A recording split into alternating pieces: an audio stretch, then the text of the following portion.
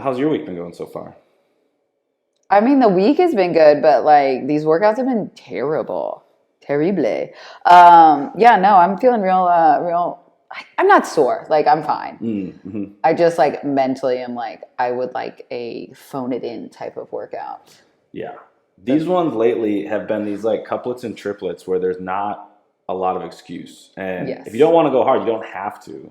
But But then you you're, lose. but then yeah, you're kind of like, did I get a great workout in if I pulled back and just move through it? Same thing we coach athletes on, Yeah. which is what's funny is it's hard to see the workout, say I'm going to scale the weight, scale the movement, whatever, and be like, this is going to be an easy day. As soon as like it's 3, 2, 1, go, you're like, all right, I'm going hard. Yeah. It just, there's no easy days. My easy days are just rest days. Yeah. Like it's all or nothing for me sometimes. Yeah. And Thursdays have been like that here where the workout forces you to go easy or smooth or steady effort, which is really nice. Yeah. Because some of the workouts have been challenging. Yeah. I would say they've kind of increased the intensity and it feels like open or qualifier like workouts where they're that like 8 to 14 minute time domain, 2 or 3 movements, and you can either get stuck or bottlenecked on some of those movements. But if you are proficient, like they're going to hurt. Yeah. Like today's. Yeah. With a crap ton of wall balls and a crap ton of chest to bars. It's just like when I was taking a break, I felt like such like a little like wuss because I was like, why are you taking a break? It's just wall balls. And then like it was very difficult to pick the ball back up. And it's been a long time since I've had those feelings and I didn't enjoy it. Yeah, especially when you have to start with like a big chunk of work. Yes.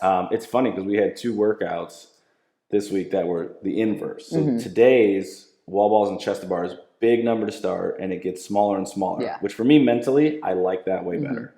Another workout we had was toe to bar and wall walks, but it started small and got bigger. Yes. And those ones mentally are harder to take on because I still don't think it's hard to know how you're going to feel in those later sets. So it's like, is it worthwhile to break it up early because it's going to save you later? My personal opinion is I don't think that's actually a real thing, but that's just my personal opinion. Like you're going to get tired either way, whether you hold on for a big set or not early on.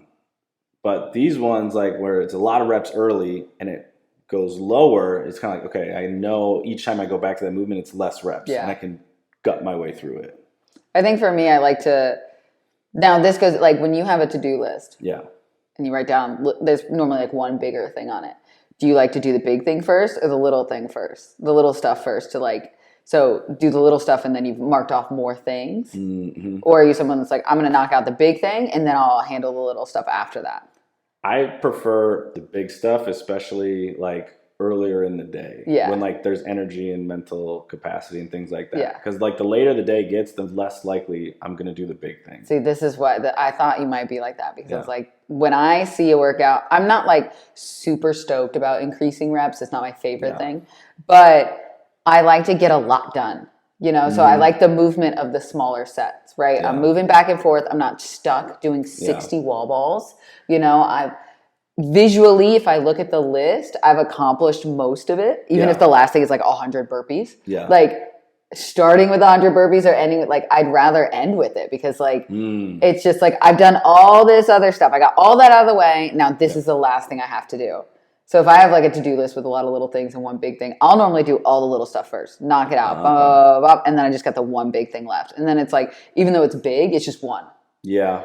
Yeah. And so I kind of like feel like that about the workouts too, where like, it's kind of like a nice, like extended, I keep looking back because the workout's back there. It's like an extended warm up almost. Like, I got a little time to make a few mistakes if I need to, I can work up to it and then I'll hit this big chunk at the end. Yeah.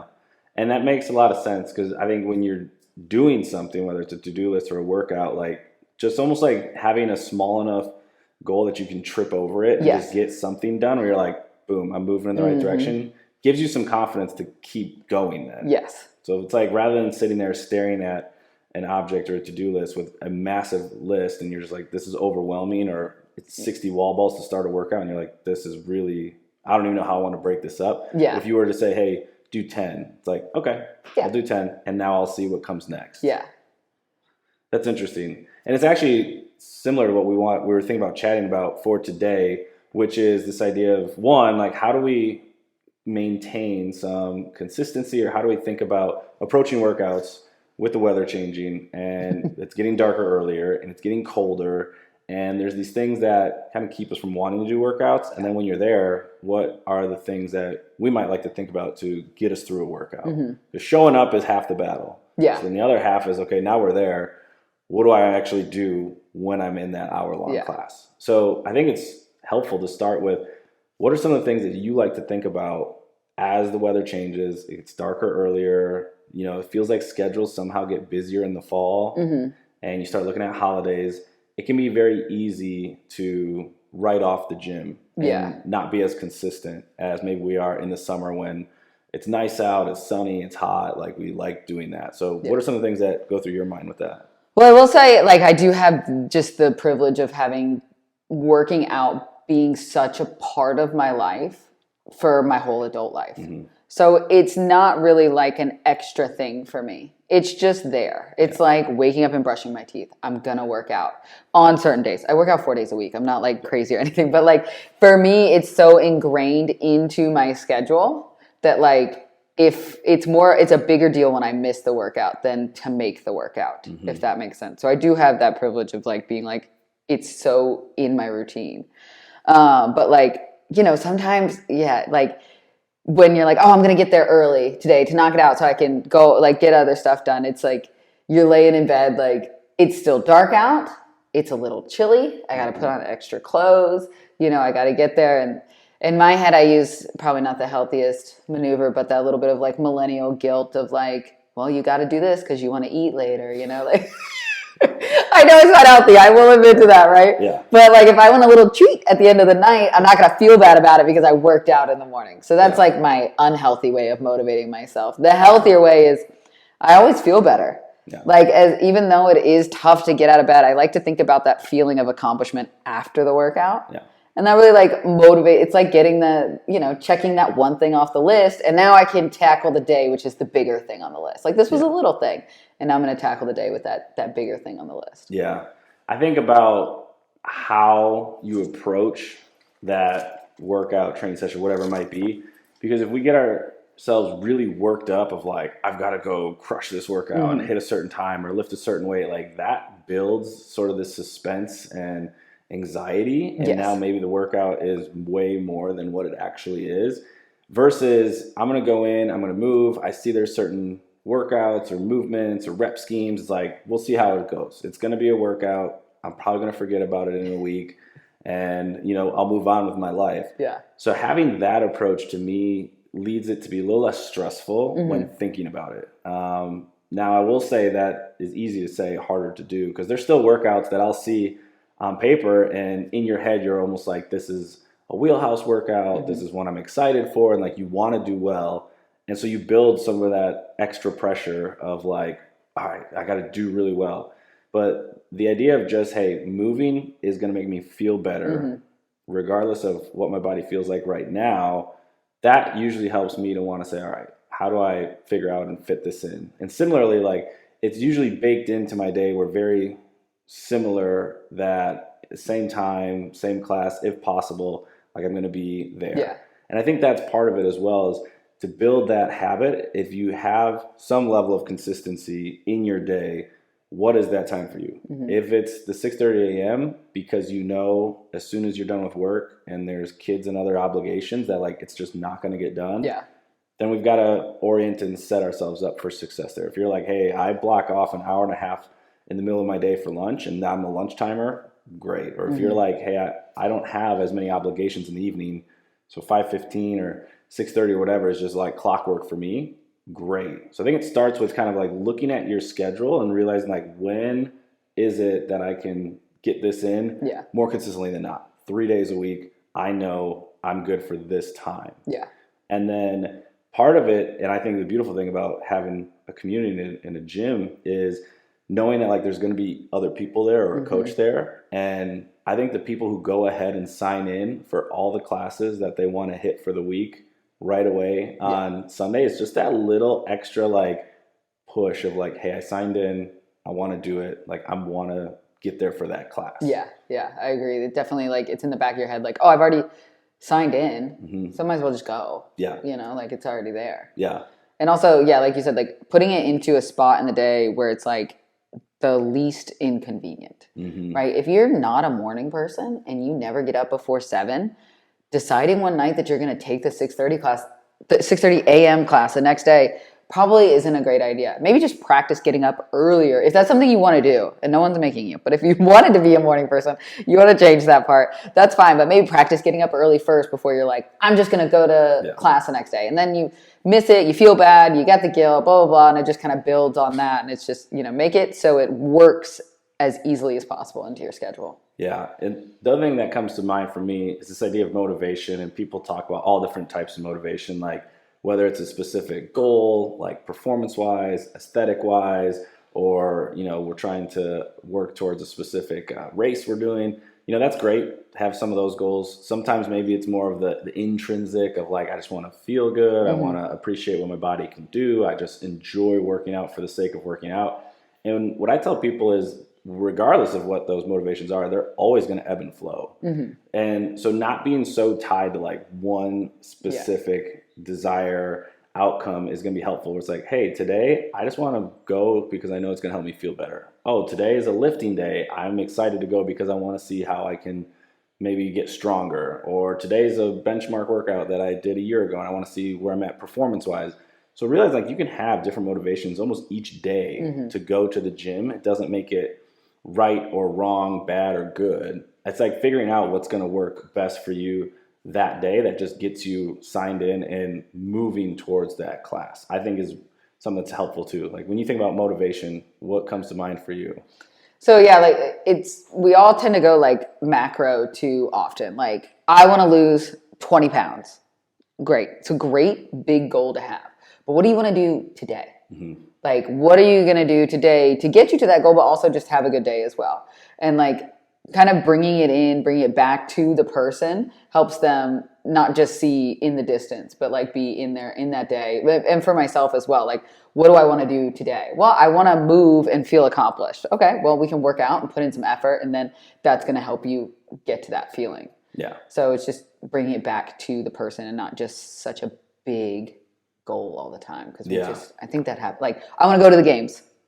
Oh, okay. It's a great goal to have, but at the same time, it's like, that's so far off. That's such a big thing. Like, what do you want to do today, this week, this month? Like, kind of, and it's just, it's great to have those goals to make big life changes, like walking into a CrossFit gym for the first time ever. But then you got to like be like, okay, what am I going to do today though? Yeah. And I think that feeds into having that relationship and conversation with your coach on a very consistent basis. And I think part of that's on the coach to check in with the athletes and ask, how are you feeling? What are we looking to do today? Because every athlete's going to be different. I think as coaches, I know I've certainly fell into this trap of, I just assumed everybody when they were coming to the gym wanted to like go 100% and push themselves super hard and like get better. And that was the only way, it was intensity. And I've certainly learned over the years that like people come into the gym each day for different reasons. And being able to ask, how are we feeling today? Is today a day that we're just moving and having fun? Is today the day you want to practice working towards that first pull up or muscle up or work on our lifting technique? Like, what do you want from me? Because I'm going to coach you either way, but like that'll help me sort of identify like, am I trying to push you because I know you need it? Or today we backing off and I'm just like helpful with some of the technique stuff and making you laugh. Like, I think as a coach, those are the nuances that we can get better in, but it starts with knowing your athletes, asking them, what do you want to get out of today? And I think as athletes, it's having an awareness of that. Like when you're stepping into the gym, what kind of day is it for you? Because that's where I think sometimes there can be that mismatch of an athlete's like, I'm burned out, exhausted, I just want to move, and coach is on you about like, well, I need your elbows higher and you need to do this and this and this. It's like, I'm going to coach you, but like I can deliver it in a way that's more helpful than making you more stressed. We don't want to add to the stress. We want to help pull that away. Now we've made it into the gym. The motivation has got us here. Now we're mid-workout. The reps are piling on. The heart rate through the roof. The breathing, we have not controlled it at all. How do we keep moving in the workout? Are you someone who has like thoughts of like, you know what, I think I'm just going to stop? Like, has that ever crossed your mind? In a workout or like playing a sport or even something like that. Like maybe I'll just like fake an injury or like I've maybe certainly I'll be had done. those thoughts. There have been workouts where, you know, you have that thought of you're like, do I just stop? Like I could just walk away. Yeah. Like, I don't have And this to is just like a finish class workout, not a qualifier or anything Yeah. like that. Nothing you're being filmed for, or putting in the times for. Like Even it's just a those class I've had workout. those. Like even qualifiers, I've had those thoughts of like, just shut the camera off. But then you're like, I don't want to do it again. So Yes, you work it through. But I mean, there's certainly workouts that have that, and usually you hear the term like the wheels fell off, or like, you know, they hit a wall. Those are those moments where I think when I run into troubles, like there's an expectation of like, I think I can do this workout in under 10 minutes. And things are going according to plan. And then when the plan goes off track, and now all of a sudden now you're like, well, A, I'm not going to get my goal of getting it under 10 minutes. B, these movements are not feeling great, or I'm not hitting the sets I want to set or hit. That's when all of a sudden those thoughts of like, what's the point now? Yeah. Like just throw it in and mail it in, hit the time cap, whatever, and just like move on with your day, set in. And I think those are tough moments. So I know I've certainly experienced that. Have you had those moments? Oh, for sure. I mean, the only time I've stopped a workout was like an anxiety attack in the middle of it. So I was like, I think I'm just gonna step away for a second. And I ended up redoing the workout, something like that. But yeah, no, I mean, because I ran track and stuff, and that's very much a very like mono thing. Like you're running around this track, like maybe my knee hurts. Maybe I should be done with this. Like, you know, little things like that will start to like build up in your head, and like, oh yeah, in the workouts all the time. Like you're just like, it would be nice to stop moving for a little bit because you're just moving. Like it's a lot. You're like constantly. You're like, man, I'd love to just sit down for a second. And normally that's followed with, well, then why did you show up in the first place? That's my little girl inside my head or angel on the shoulder. Like, well, then why did you come? You know? And so that kind of gets me like, oh, I came to work out, put in some intensity. So let's just keep moving here if we can. Walk us through, what does it look like when you're thinking about a workout and then, you know, getting yourself ready for it? Because I think there's a lot of anxiety that athletes have. They see the workout the night before, they're thinking about it, they see some scores come in, they hear from their friends who took some earlier classes, or they're knowing I'm going to go tonight and my friends are going to be there, and people get really worked up about it. So talk us through, like, how do you think about and walk through a workout walking into the gym? So if it's something that I like know I'm going to, that all of the movements I have down pat, like I don't need to make any special concessions. I don't need to break it up more than other people will, or like gymnastics I'm not great with, and those I have to pull back on the numbers and they always slow me down. So if that's not in there, if it's like, you know, something I'm gonna smash either way, I go into it with like, let's look at the best rep scheme to keep us moving. If we can stay unbroken here, you know, breaking it down very like organized, like this and this. And then once I'm in it, I do like to set like time goals or rep goals, like where am I going to get to? And sometimes I'll be nice to myself and be safe. Like, oh, if my time goal is 14 minutes, if it's between the 14 and the 15 minute, that's fine for me. It's if I go over 15, then I'm like not happy about it. So like, but if I know it's movements that are gonna slow me down, I'll give myself like a nice time frame. Like, oh, we're gonna give ourselves 20 minutes here. And then when I get 18, I'm like, yes. And it's like, I know I did this to myself. I knew I gave myself a cushy time frame, but it made me feel better, even though it was just like a little trick I literally played on myself. So some of those nice little cushions in there help keep me moving, because it's like, oh, I'm going to beat that time that I set for myself. So let's like keep going, keep hammering it in and things like that. So it's just, I have a lot of like internal stuff talking and moving me through it as I'm going. And I think that's the case for everybody. Like everybody has this dialogue and story that's unfolding moment by moment. Most times we're probably not even aware of it, or we are in the moment. It like verbally comes out as like some kind of a just like word, phrase, big, you know, deep breath in the middle of a workout. But it's like we have that ongoing conversation. And is it helpful and like making you finish, or is it not? Is it like, you know, detracting and keeping you from doing the things that you'd like to do? I think mine is definitely helpful, because it's I feel like it's like the little imaginary person like picking me up off the ground. Like, come on, you showed up to do something, like, let's move, let's do it. You're not hurt. You can handle all these movements. Like, it's tough right now, but you'll be okay. Like, that's like a lot of my talk. What is yours? Like similar? Or?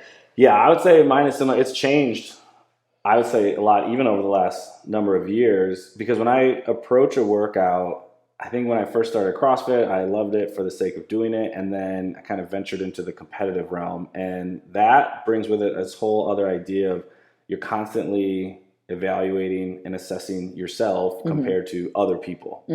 And it can be helpful to push you and challenge you and like make you work harder. And it can be detrimental where every single workout was either a like check mark in the, like the, yep, you're as good as you think you are, or a check mark in like, no, you're not really good at this. Yeah. And that is just this wave and roller coaster that's really frustrating.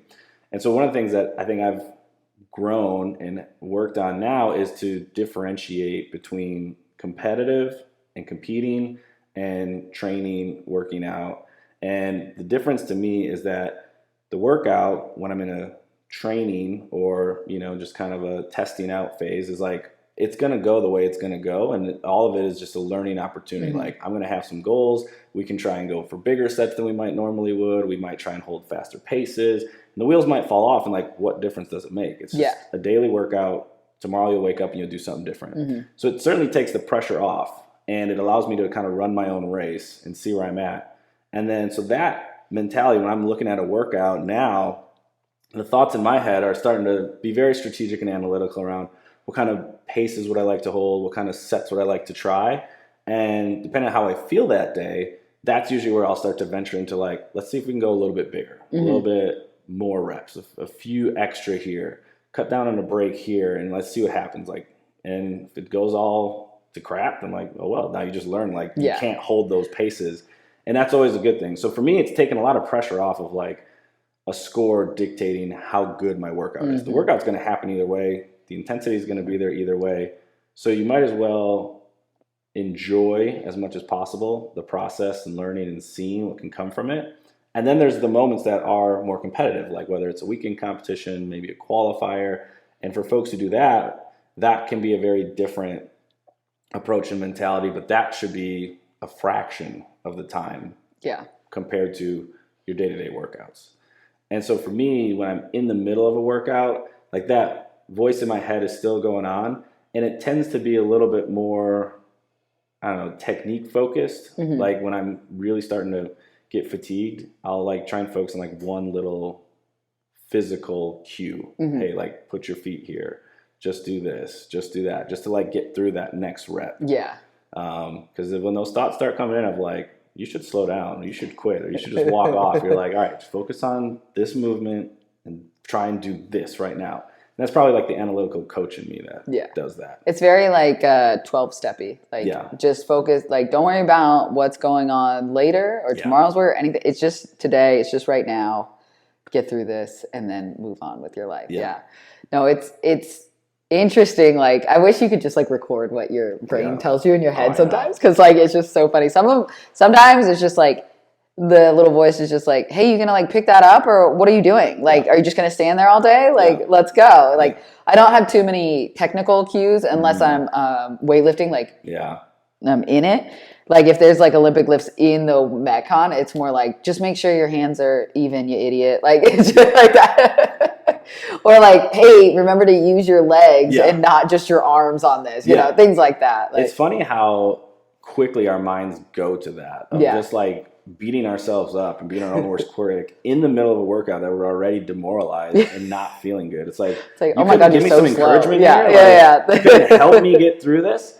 But I think that is a skill that people can learn, is to not only be aware of what the story is like in your head, but then have the ability to say either, I'm going to listen to that and go with that, or like, no, I'm going to actually sort of dictate the narrative or what's being said, and whether that's helpful or not. It's a skill we can learn. It's really, really hard, especially when the stress level gets high. Because your brain's going to kind of automatically default to some different thoughts and perspectives. Especially when you're new too. Like when you're new and you start moving like this and you've never hit this sort of intensity on purpose.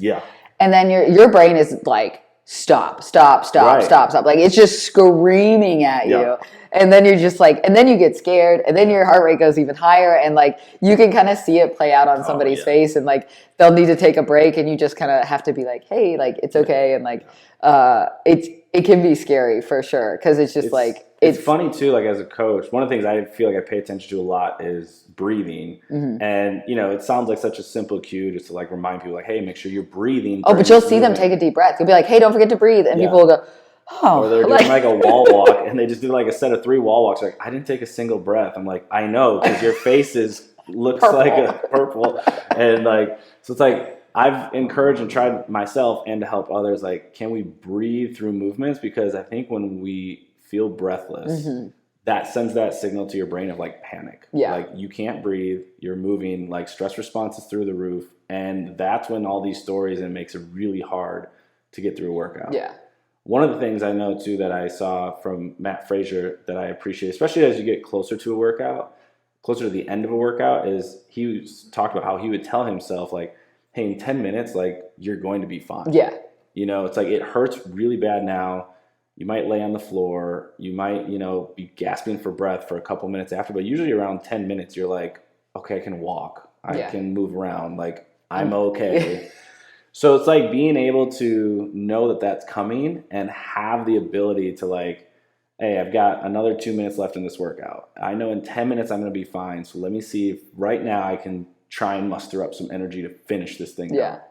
And that's what a lot of people talk about, like that do the ice baths and stuff. Yeah. They are talking about how, like, why do you do it? Like, what's the biggest thing? And like, yeah, it's got health benefits, helps your immunity system and all that kind of stuff. But the biggest thing is like, you do this hard thing in the morning that no one wants to do. No one wants to get into cold water. No one wants to work out that hard. Like, we like it because of the results mostly. And sometimes it's hard. It can be fun for sure. I'm not saying that no one likes working out, but like, if we had our choice, most of us would just be chilling or maybe going hiking instead, or like doing something very chill.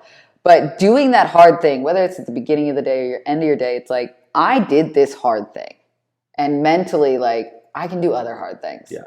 You know, I just put my body through the ringer. We survived. Mental talk got me through it. I remembered to breathe. Now I can go to work and deal with the people I maybe don't want to deal with, or, you know, that type of stuff. So it is helpful in that way. It's not just like, oh, I look good, so I'm happy. It's like your brain, just in your self-talk and all that, it gets stronger as well, which is an added benefit that most people don't realize. I think that's one of the coolest things as a coach to see is not only the physical improvements in strength and fitness, but then the mental side of it too, where now they're more confident in work or in other situations. And all of a sudden they're like, they didn't even realize they were developing that. But it's because we can do hard things in the gym, it allows us to do hard things outside of the gym. So I think to, you know, bring this to a close, when we start thinking about getting to the gym, we know it is challenging. We know we're going to experience some benefits from it, and figuring out for you each day, what does that look like? Yeah. If it's just movement to get an endorphin kick and feel good, is it for an aesthetic goal? Is it for a performance goal? Is it to check the box? All good reasons. When you're there, once again, tune in, check it out, see what's going on for you that day. There's a lot of strategies you can use. Work with your coach, encourage them to help you figure out strategy, cues, more of a, you know, a way of talking to you that's going to help encourage you to get through it. Those are all ways that we can show up to the gym consistently, and when we're in the workout, overcome those tough moments. Yeah. So one day at a time. One day at a time. Hopefully you're working with a coach and at a space where they're taking care of you, getting you to come consistently, helping out with your day-to-day workouts. As always, if you've got any questions, comments, concerns, reach out to us here at Greater Culture. For another GC Chats, I'm Brad. It's Chelsea. We'll catch you on the next one. Bye.